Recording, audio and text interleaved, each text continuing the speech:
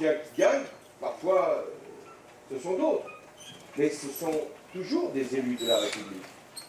Le respect des institutions, c'est le respect du vote, c'est le respect des autorités qui exercent la responsabilité, c'est le respect des lois, c'est le respect des juges, c'est le respect des forces de l'ordre, parce que nous devons assurer aussi cette vie ensemble. Si nous sommes en démocratie, c'est parce que les institutions qui procèdent du vote ont pu avoir une légitimité. Si vous respectez vos élus, c'est parce que c'est vous qui les avez choisis. Alors, ça n'empêche pas de mettre en place des structures de dialogue, de participation, de concertation. Mais il est très important d'avoir le respect de tout ce qui est finalement la représentation, mais aussi l'État. L'État, ce n'est pas une réalité qui est extérieure à vous. Le chef de l'État, je l'ai été, ce n'est pas une personne à part. Non, l'État, c'est vous. Et je me méfie toujours de ceux qui proclament qu'ils sont la République à eux tout seuls. La République, elle est à tous. La démocratie, elle est vivante grâce à la participation des citoyens. Et l'État, celui qui en a la responsabilité, il n'est que de passage. Ce sont les citoyens, c'est le peuple français qui a la responsabilité de l'État. La troisième condition pour retrouver l'harmonie et la concorde, c'est la confiance. La confiance entre nous, la confiance en nous. J'ai dit tout mon respect et toute ma considération à l'égard de ce qu'on appelle les corps intermédiaires.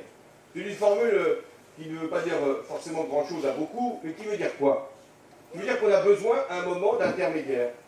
Entre les citoyens et ceux qui exercent le pouvoir, on a besoin de personnes qui viennent en notre nom nous représenter, soit parce qu'ils sont élus locaux, soit parce qu'ils sont des syndicalistes ou des représentants professionnels, d'employeurs, soit parce qu'ils sont des représentants des agriculteurs, bref, de toutes les professions, on a besoin d'avoir des intermédiaires.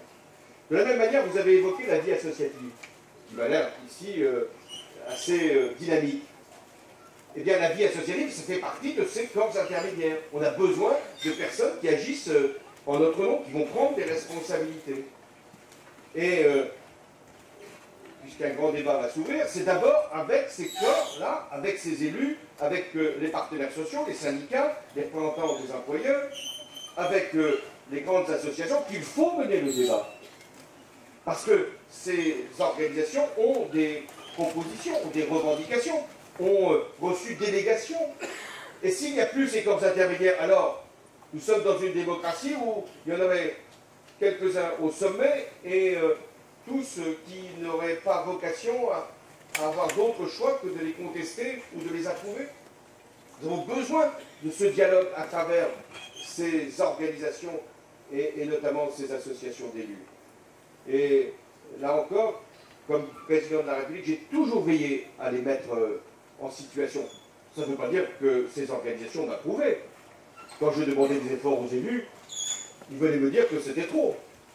Quand je faisais une loi sur le travail, je n'avais pas eu que des compliments de la part de toutes les organisations, même si certaines les soutenaient. Mais ça fait partie de la vie démocratique.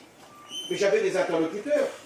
Je pouvais dire, mais venez faire une table ronde ou venez me dire ce que vous en pensez. Après, chacun gardera la liberté de son jugement. Mais nous pouvions et nous pouvons encore échanger.